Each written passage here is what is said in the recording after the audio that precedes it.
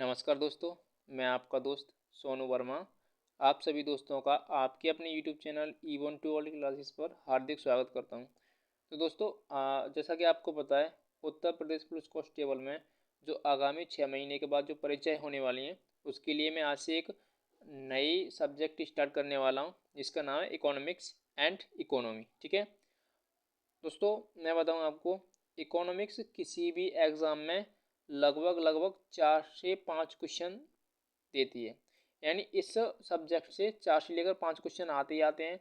वो जैसा कि आपने क्वेश्चन के टाइप देखे होंगे, जैसे कि अभी यूपी पुलिस कांस्टेबल में पूछा गया था, जो 17 की फर्स्ट शिफ्ट में पूछा गया था कि अंगूर की खेती किससे संबंधित है। ठीक है, जैसे विटीकल्चर है। तो इसी प्रकार से इसमें जितने भी टॉपिक होंगे ना, वो सब टॉपिक कवर होंगे। और मैं बता दूं इसमें क्या क्या टॉपिक पढ़ेंगे। ठीक है,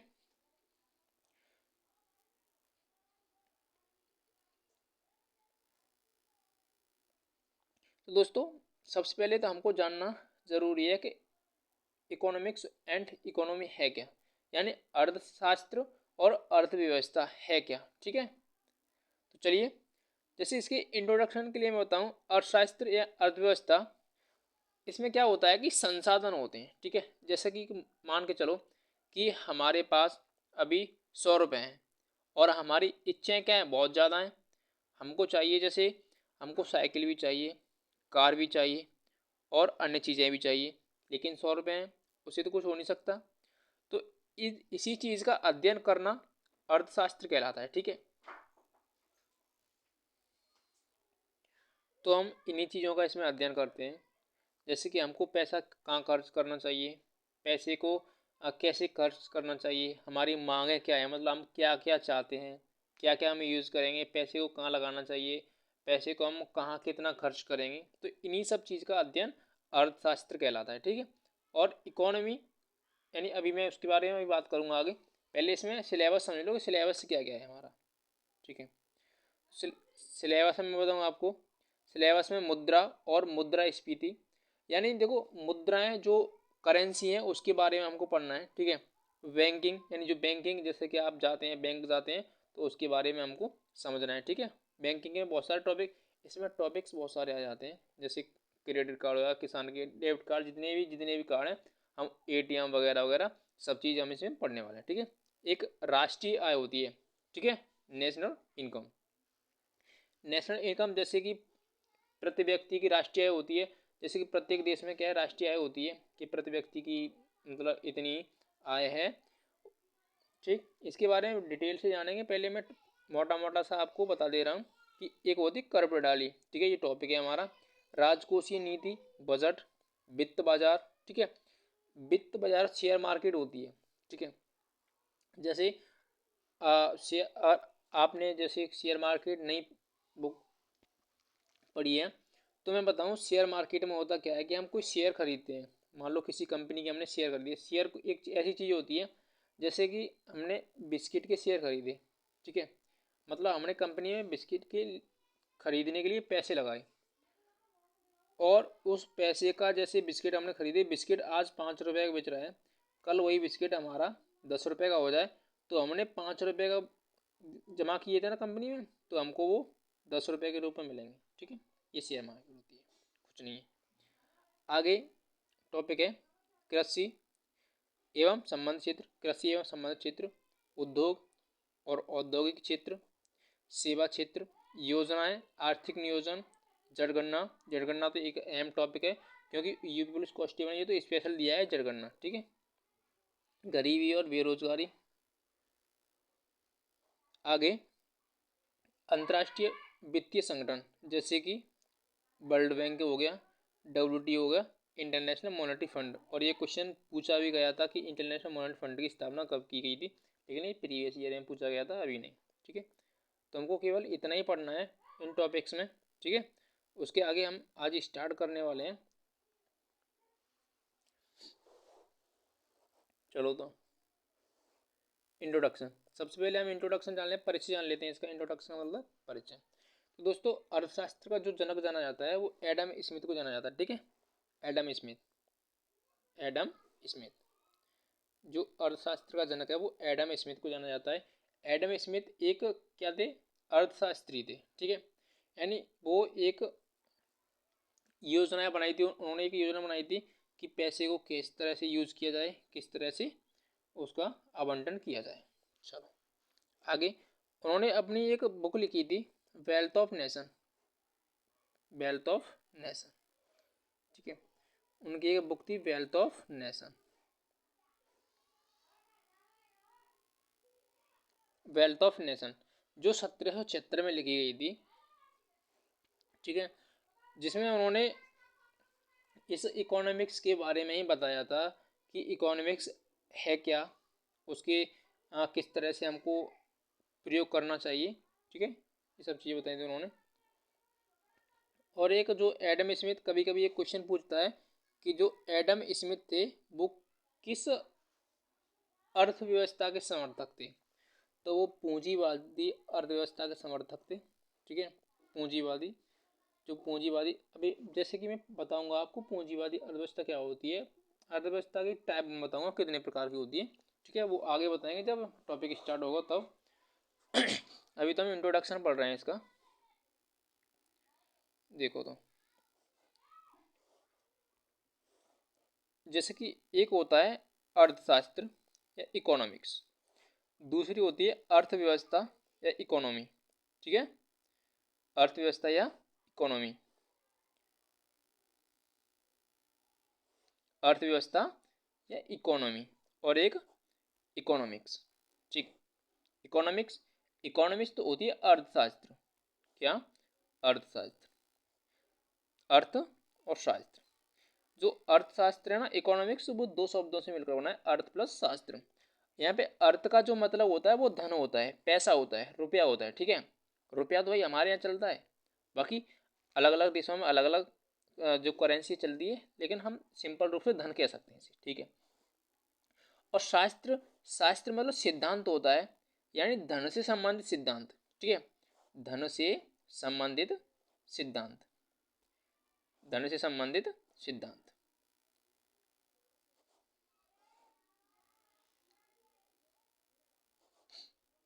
धन से संबंधित सिद्धांत, यानी हमको धन किस प्रकार से प्रयोग करना चाहिए, किस तरह से उसका आवंटन किया जाना चाहिए ताकि हमको प्रॉफिट हो, ठीक है। हम जितना भी काम करते हैं वो प्रॉफिट के लिए करते हैं, लाभ के लिए करते हैं।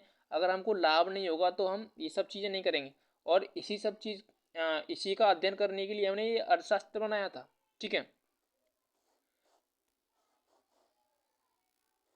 धन के सिद्धांत, यानी इसे दूसरे रूप से कह सकते हैं धन के सिद्धांत या सैद्धांतिक विचारधारा, ठीक है। यानी हमको धन कहाँ पर लगाना चाहिए, किस क्षेत्र में लगाना चाहिए, कितना धन वहाँ लगाना चाहिए, किस तरह से लोगों का भला हो सकता है, कल्याण हो सकता है, ठीक है। और इधर है अर्थव्यवस्था, अर्थव्यवस्था, यहाँ पे अर्थव्यवस्था, अर्थ, अर्थ का मतलब क्या होता है, धन, ठीक है। व्यवस्था, व्यवस्था कोई व्यवस्था होगी, ठीक है, यानी व्यवस्था, प्रयोग, ठीक है। तो अर्थव्यवस्था का मतलब क्या होता है, एक ऐसी व्यवस्था, एक ऐसी व्यवस्था जिसमें सरकार द्वारा संसाधनों का आवंटन किया जाता है, ठीक है। एक ऐसी व्यवस्था जिसमें सरकार द्वारा संसाधनों का आवंटन किया जाता है, नागरिकों अधिकतम सामाजिक आर्थिक कल्याण हो। जैसे कि एक ऐसी व्यवस्था बनाई जाए, जैसे गवर्नमेंट ने कोई ऐसी व्यवस्था बनाई जिससे लोगों का कल्याण हो, आर्थिक कल्याण हो, लोगों को रोजगार मिले, लोगों को जैसे शिक्षाएं मिले, बहुत सारी चीज़ें, कल्याण हो मतलब उनको, उनका लाभ हो, लोगों का भला हो, ठीक है। एक ऐसी व्यवस्था अर्थव्यवस्था कहलाती है। एक ऐसी व्यवस्था बनाई जाए जिससे लोगों का कल्याण हो, उसे अर्थव्यवस्था कहते हैं, ठीक है। तो अर्थव्यवस्था आपको समझ में आई होगी, बाकी डिटेल में आगे हम पढ़ेंगे बहुत अच्छे से।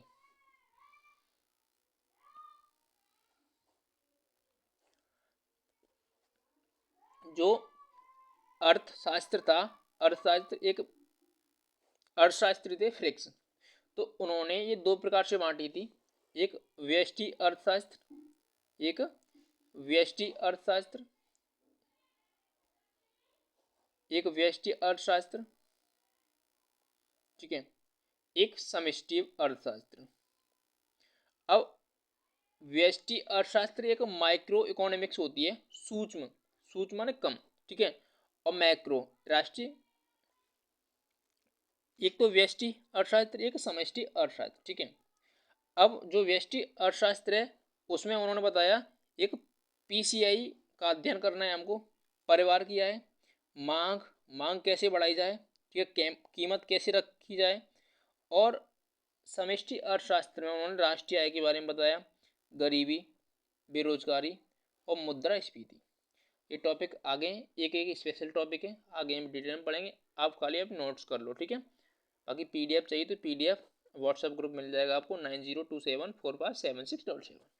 चलो, पीसीआई का मतलब होता है per capita income, per capita प्रति व्यक्ति आय कह सकते हैं, पर कैपिटा इनकम, ठीक है। चलो,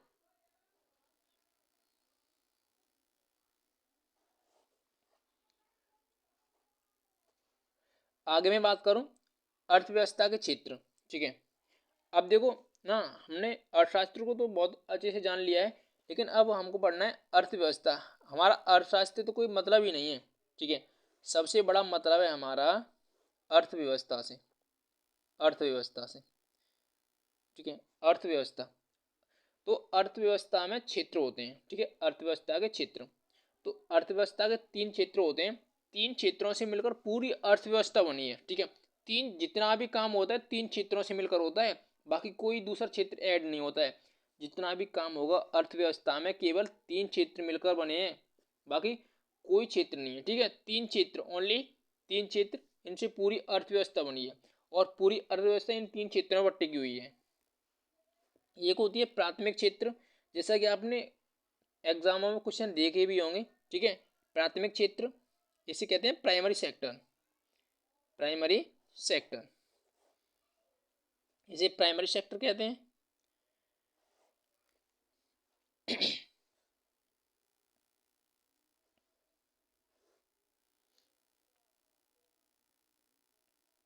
अर्थव्यवस्था क्षेत्र, तो पहला क्षेत्र क्या होता है, अर्थव्यवस्था के तीन क्षेत्र होते हैं, ठीक है, तीन क्षेत्र। क्वेश्चन पूछ लिया जाए कभी कि अर्थव्यवस्था के तीन क्षेत्र होते हैं, तीन क्षेत्र होते हैं।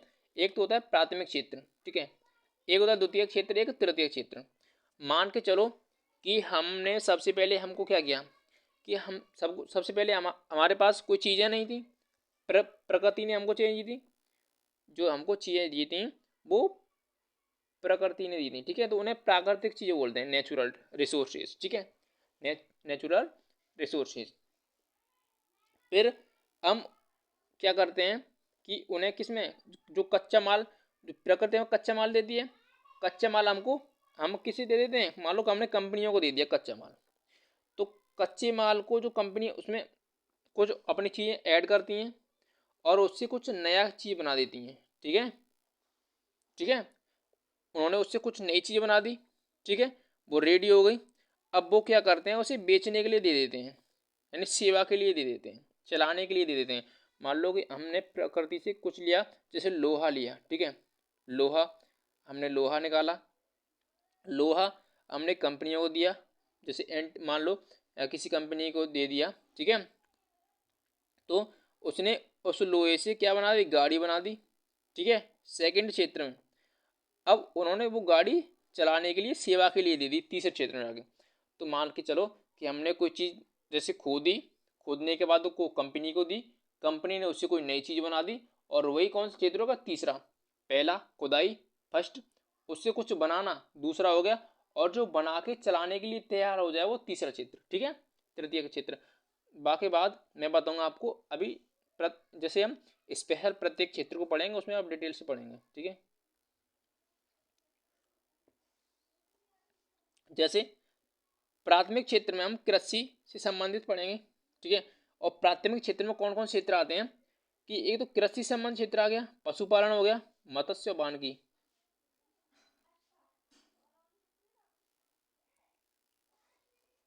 द्वितीय क्षेत्र में सेकेंड यानी उद्योग या औद्योगिक क्षेत्र। तृतीय क्षेत्र में सेवा क्षेत्र। जैसे मैंने बताया कि यहाँ पे क्या भाई, गाय ने दूध दिया, दूध हमने कंपनियों को दे दिया, कंपनी ने उससे क्या घी बना दिया, और घी फिर कंपनी ने लोगों को दे दिया, ये सेवा क्षेत्र हो गया, ठीक है, सिंपल। Very simple. चलो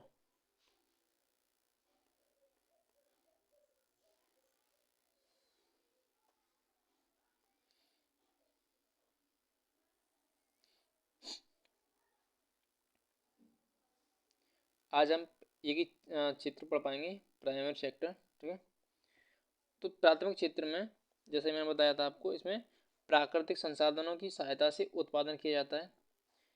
यह क्षेत्र द्वितीय क्षेत्र की कच्चे माल की आपूर्ति करता है। यानी यह क्षेत्र द्वितीय क्षेत्र के कच्चे माल की आपूर्ति करता है। यानी कच्चा माल कहाँ से निकलेगा? पहले क्षेत्र से। यानी खुदाई किस क्षेत्र में होती है? पहले क्षेत्र में। दूसरे क्षेत्र में तो कच्चा माल जाता है। ठीक है, इस क्षेत्र की भूमिका भारतीय अर्थव्यवस्था में कम है। यानी जो प्राथमिक क्षेत्र है उसकी भूमिका भारतीय जीडीपी में बहुत कम है। ठीक है, कितनी? 17%, ओनली 17% है। और लेकिन सबसे ज़्यादा लोग इसी में काम करते हैं, 51%। ठीक है, यानी 100 करोड़ पे 51 करोड़ लोग इसमें काम करते हैं। सबसे ज़्यादा सबसे ज़्यादा रोजगार देने वाला क्षेत्र प्राथमिक क्षेत्र है, लेकिन सबसे कम इसका जीडीपी में, सबसे कम जीडीपी में इसका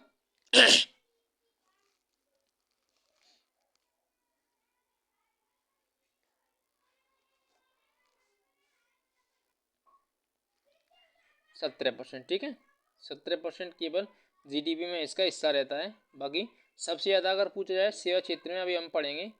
बाकी बस आज इतना ही। आपने ये सब पहला टॉपिक बहुत अच्छे से पढ़ा होगा, इंट्रोडक्शन आपने समझ लिया होगा। इंट्रोडक्शन में क्या क्या है, कैसे अर्थशास्त्र क्या है, अर्थव्यवस्था क्या है। ठीक है, मैं दोबारा से आपको रिपीट करा देता हूँ। ठीक है, जैसे हमने इंट्रोडक्शन पढ़ा था, फादर ऑफ इकोनॉमी, तो एडम स्मिथ, इसकी इन्होंने कौन सी बुक लिखी थी? वेल्थ ऑफ नेशन लिखी थी इन्होंने, book wealth of nation. Adam Smith पूंजीवादी अर्थव्यवस्था के समर्थक थे। और अर्थ, जैसे अर्थशास्त्र कहते कैसे हैं? अर्थ यानी अर्थशास्त्र, अर्थ एंड धन, धन का सिद्धांत, जिसमें धन का सिद्धांत बनाया, धन कैसे खर्च किया जाए, वो सब चीज़ें। और अर्थव्यवस्था, अर्थव्यवस्था में एक ऐसी अर्थव्यवस्था जिसमें सरकार द्वारा संसाधनों का आवंटन किया जाता है, जिससे नागरिकों क्या हो? कल्याण हो। ठीक है, बाकी इसमें जैसे कि अर्थव्यवस्था में 3 क्षेत्र आते हैं, प्राथमिक क्षेत्र, द्वितीय क्षेत्र और तृतीय क्षेत्र। ठीक है, बस आज इतना ही। तो चलिए, चैनल को लाइक सब्सक्राइब कर दें भाई।